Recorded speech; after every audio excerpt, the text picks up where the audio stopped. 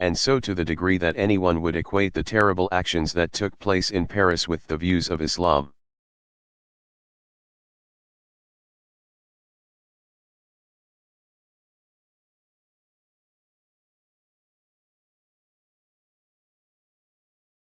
Those kinds of stereotypes are counterproductive.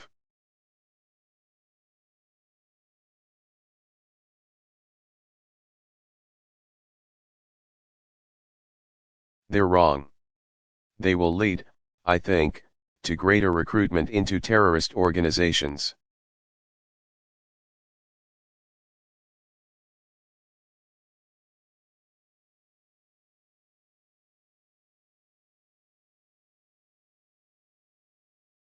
Over time, if this becomes somehow defined as a Muslim problem as opposed to a terrorist problem,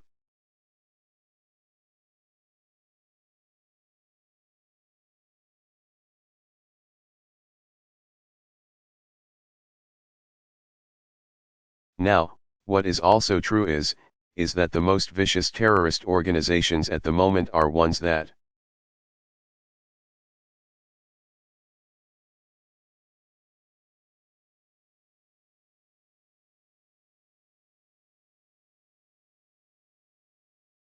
claim to be speaking on behalf of true Muslims. And I do think that Muslims around the world, religious leaders,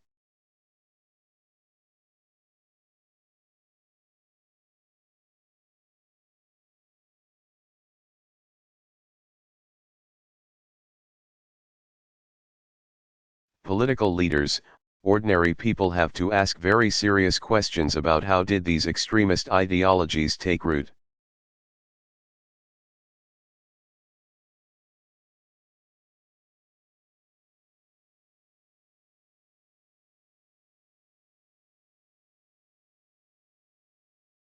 Even if it's only affecting a very small fraction of the population.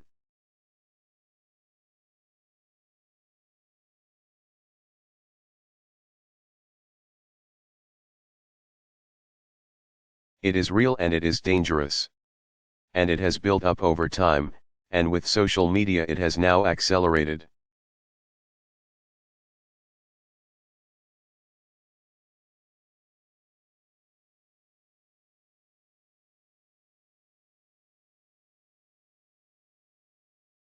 And so I think, on the one hand, non-Muslims cannot stereotype.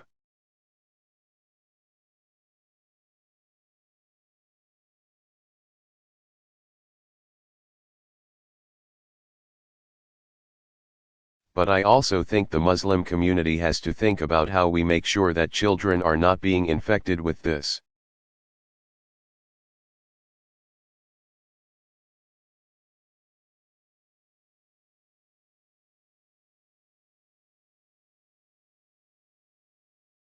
Twisted notion that somehow they can kill innocent people and that is justified by religion.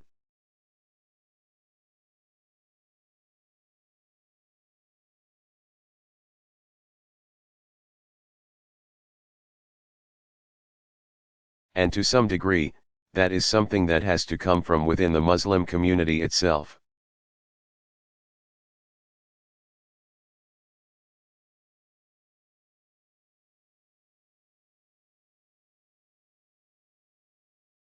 And I think there have been times where there has not been enough pushback against extremism.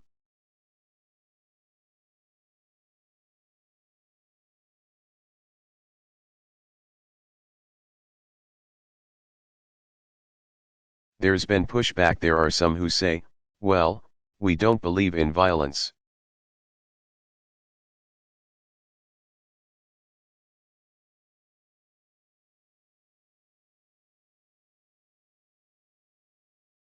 But are not as willing to challenge some of the extremist thoughts or rationales for why Muslims feel oppressed.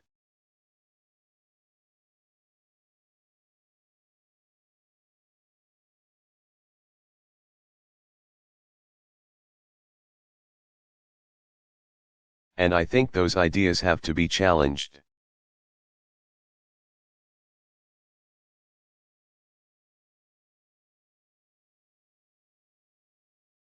Let me make one last point about this, and then unfortunately I have to take a flight to Manila.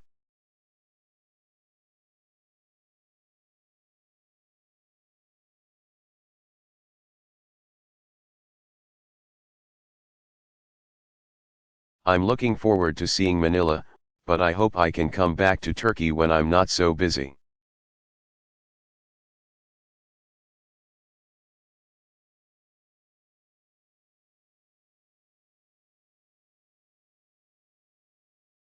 One of the places that you're seeing this debate play itself out is on the refugee issue both in Europe.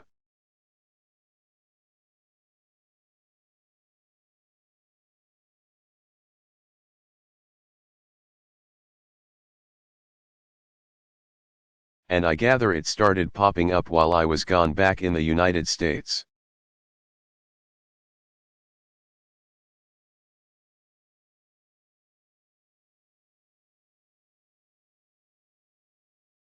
The people who are fleeing Syria are the most harmed by terrorism.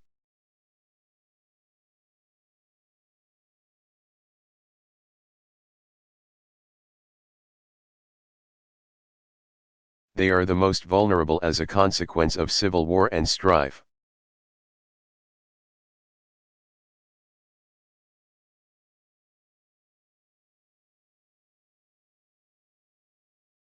They are parents, they are children, they are orphans.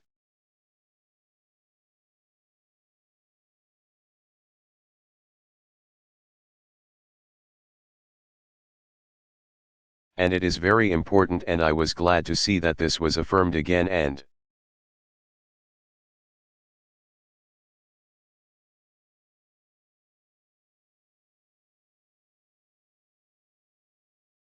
again by the G20, that we do not close our hearts to these victims of such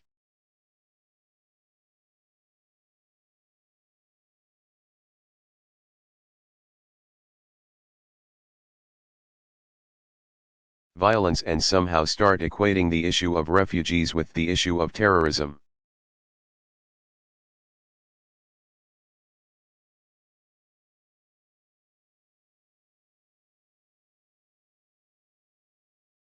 In Europe, I think people like Chancellor Merkel have taken a very courageous stance in saying it is our moral obligation.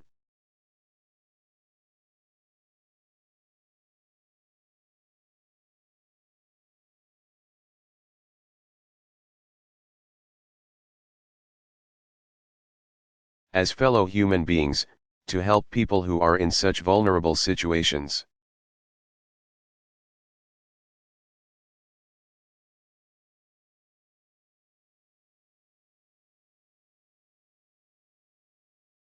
And I know that it is putting enormous strains on the resources of the people of Europe.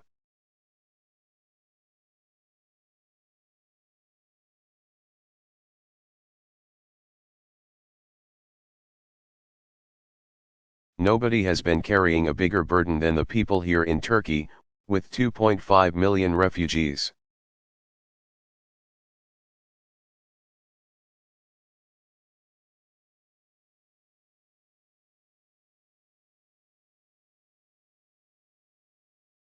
And the people of Jordan and Lebanon, who are also admitting refugees.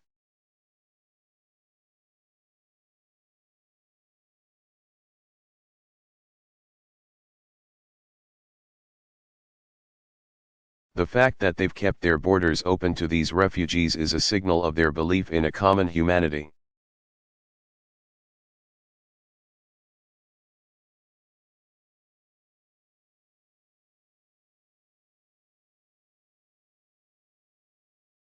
And so we have to, each of us, do our part.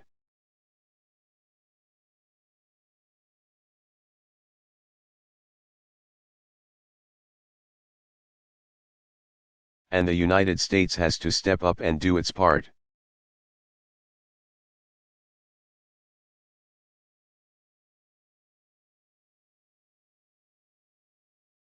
And when I hear folks say that, well, maybe we should just admit the Christians but not the Muslims.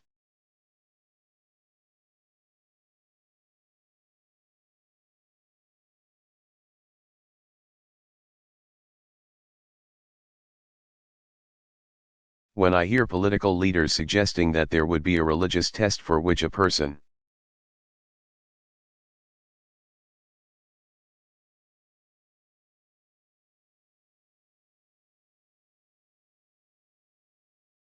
who's fleeing from a war-torn country is admitted, when some of those folks themselves come from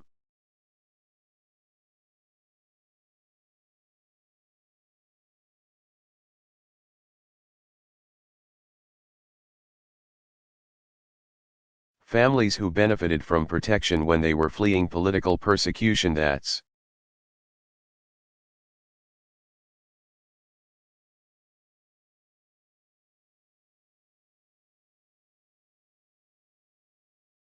shameful. That's not American. That's not who we are.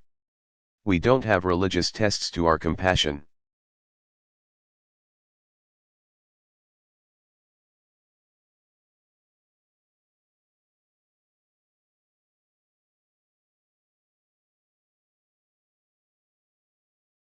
When Pope Francis came to visit the United States, and gave a speech before Congress,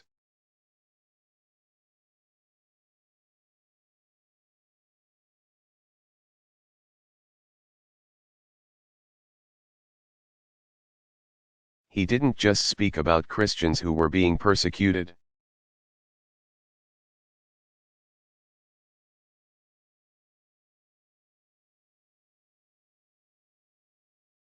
He didn't call on Catholic parishes just to admit to those who were of the same religious faith.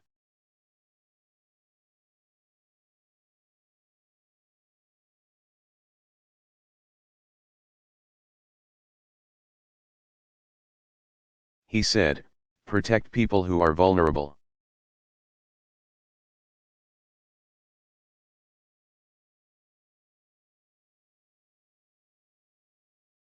And so I think it is very important for us right now, particularly those who are in leadership,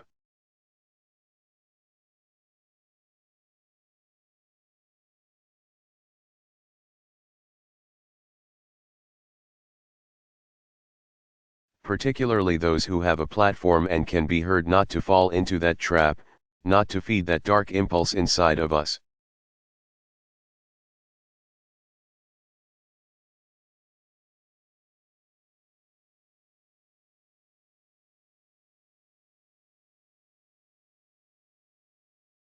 I had a lot of disagreements with George W.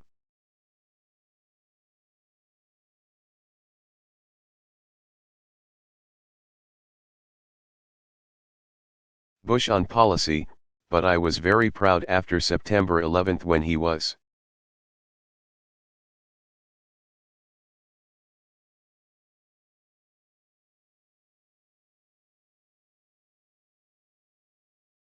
adamant and clear about the fact that this is not a war on Islam.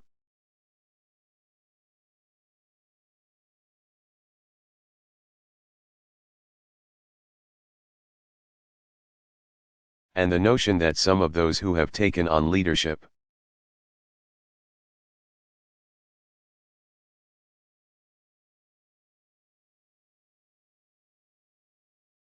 in his party would ignore all of that, that's not who we are.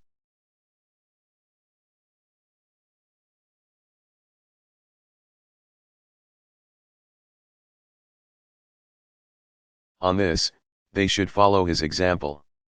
It was the right one. It was the right impulse. It's our better.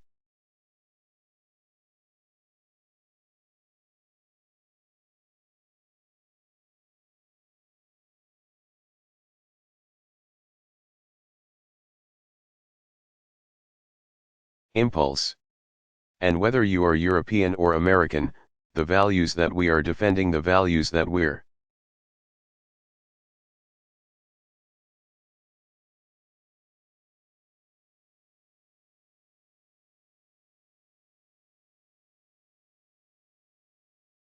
fighting against ISIL for are precisely that we don't discriminate against people because of their faith.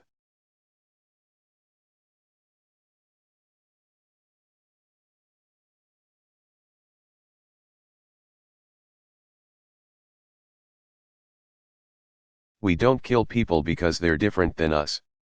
That's what separates us from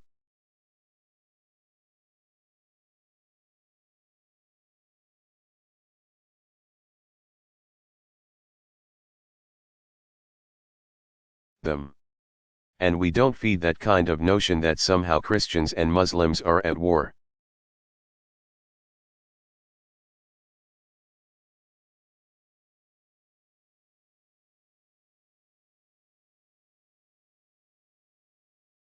And if we want to be successful at defeating ISIL,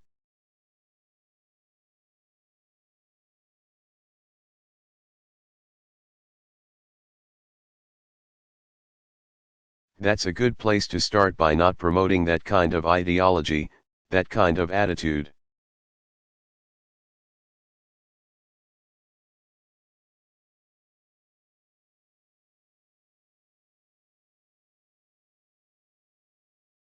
In the same way that the Muslim community has an obligation not to in any way excuse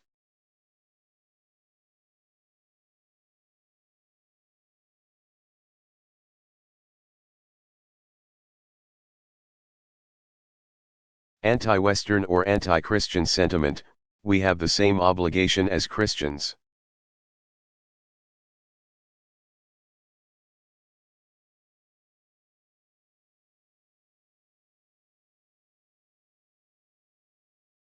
And it is good to remember that the United States does not have a religious test.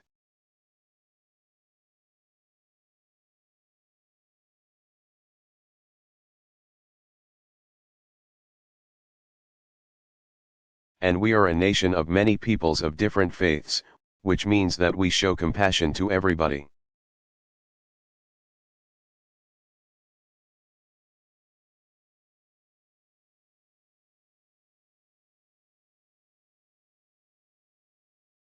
Those are the universal values we stand for.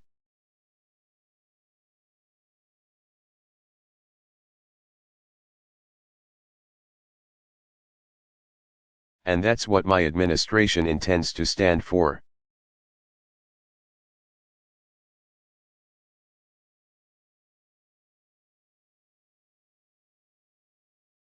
Thank you very much, everybody.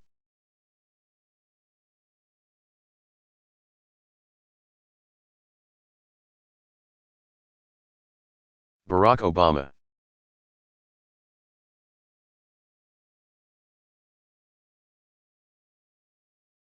On the resignation of General McChrystal from Afghanistan Command.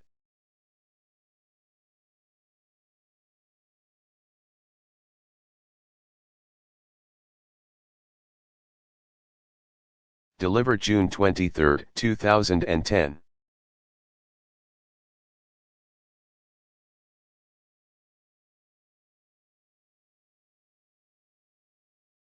Good afternoon.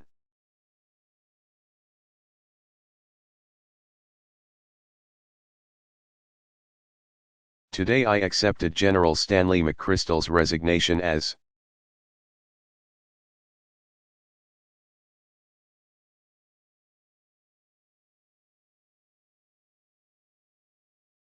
Commander of the International Security Assistance Force in Afghanistan.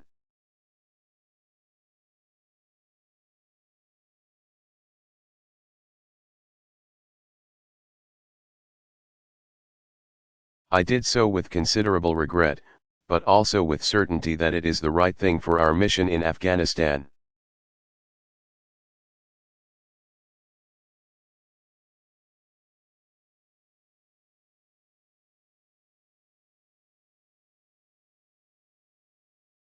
For our military, and for our country.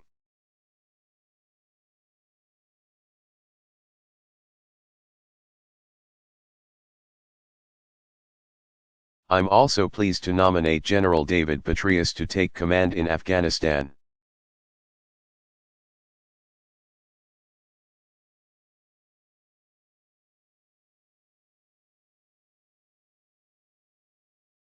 Which will allows us to maintain the momentum and leadership that we need to succeed.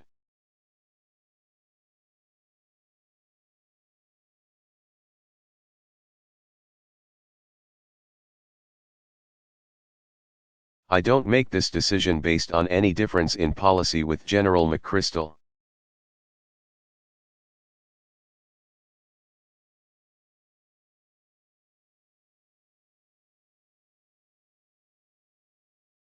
as we are in full agreement about our strategy.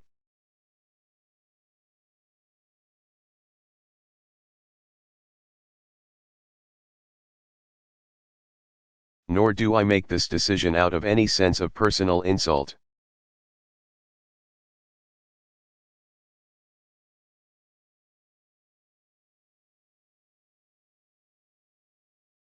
Stan McChrystal has always shown great courtesy and carried out my orders faithfully.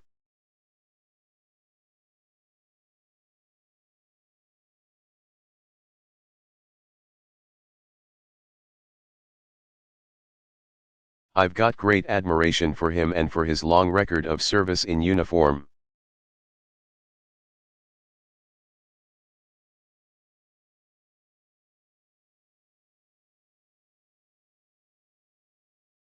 Over the last 9 years, with America fighting wars in Iraq and Afghanistan,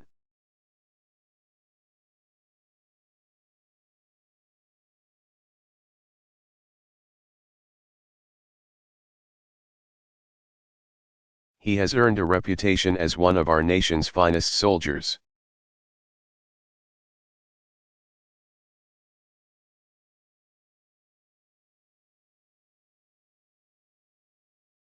That reputation is founded upon his extraordinary dedication, his deep intelligence and his love of country.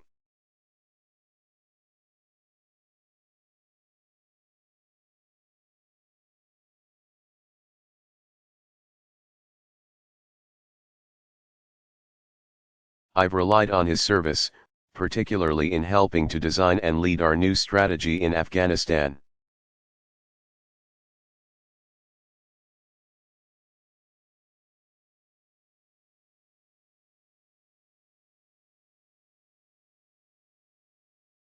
So all Americans should be grateful for General McChrystal's remarkable career in uniform.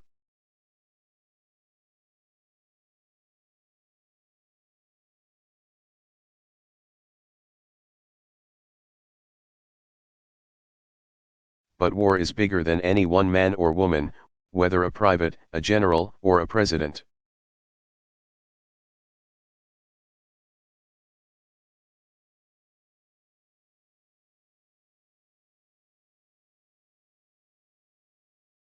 And as difficult as it is to lose General McChrystal,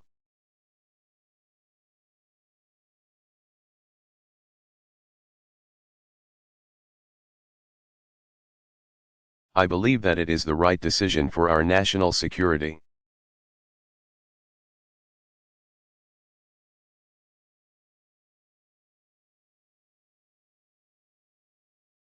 The conduct represented in the recently published article does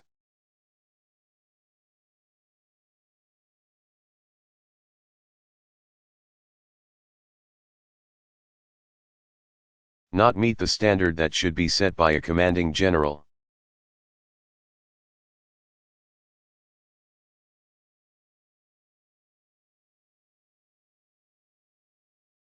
It undermines the civilian control of the military that is at the core of our democratic system.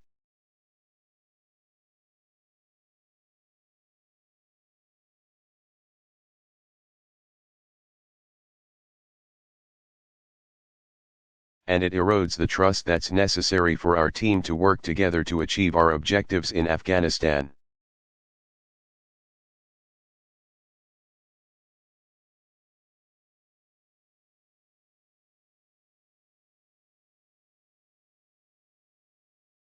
My multiple responsibilities as Commander-in-Chief led me to this decision.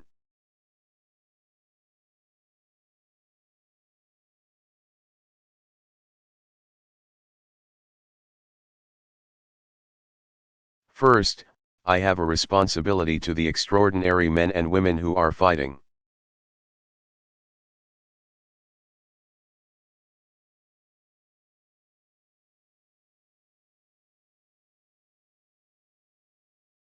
This war and to the democratic institutions that I've been elected to lead.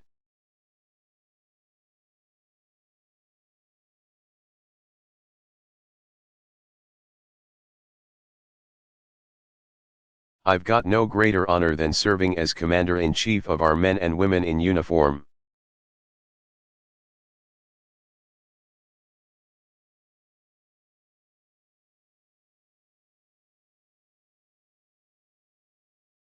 and it is my duty to ensure that no diversion complicates the vital mission that they are carrying out.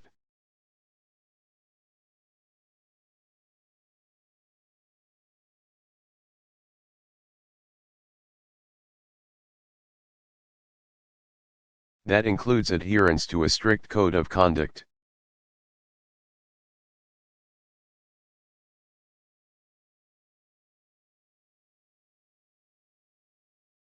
The strength and greatness of our military is rooted in the fact that this code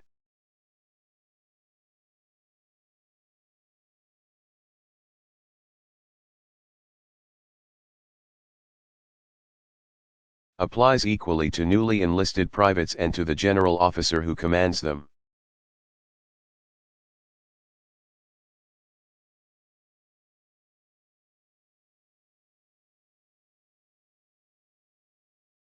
That allows us to come together as one.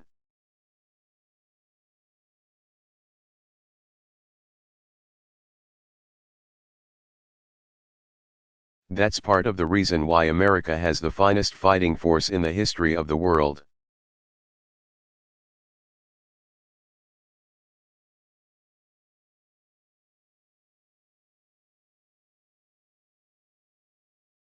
It is also true that our democracy depends upon institutions that are stronger than individuals.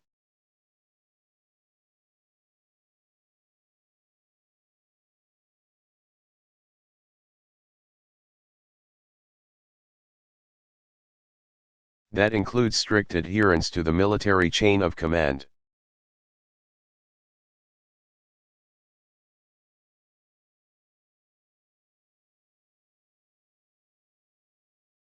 And respect for civilian control over that chain of command.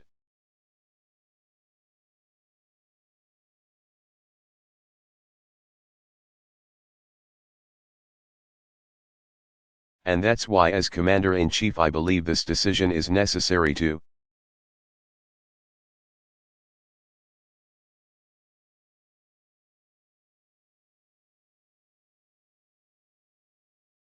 hold ourselves accountable to standards that are at the core of our democracy.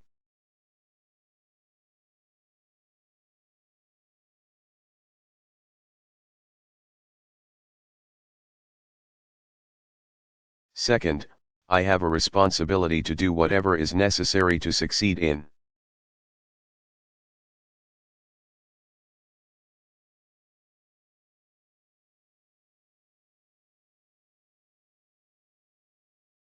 Afghanistan and in our broader effort to disrupt, dismantle, and defeat Al-Qaeda.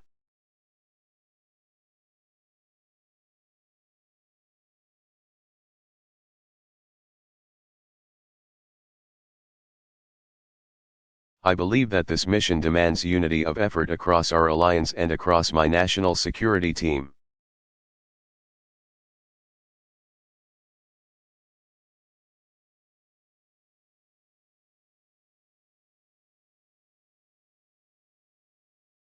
And I don't think that we can sustain that unity of effort and achieve our objectives.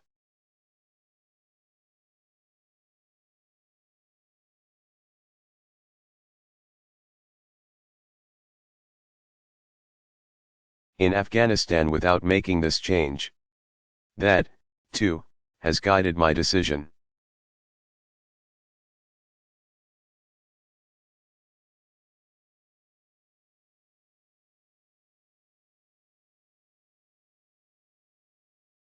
I've just told my national security team that now is the time for all of us to come together.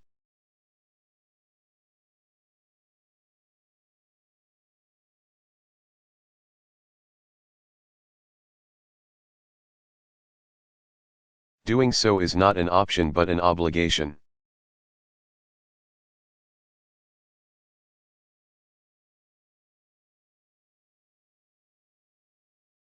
I welcome debate among my team, but I won't tolerate division.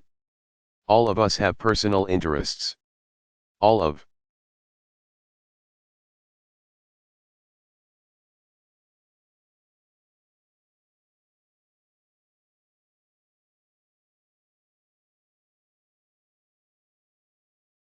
us have opinions. Our politics often fuels conflict. but we have to renew our sense of common purpose.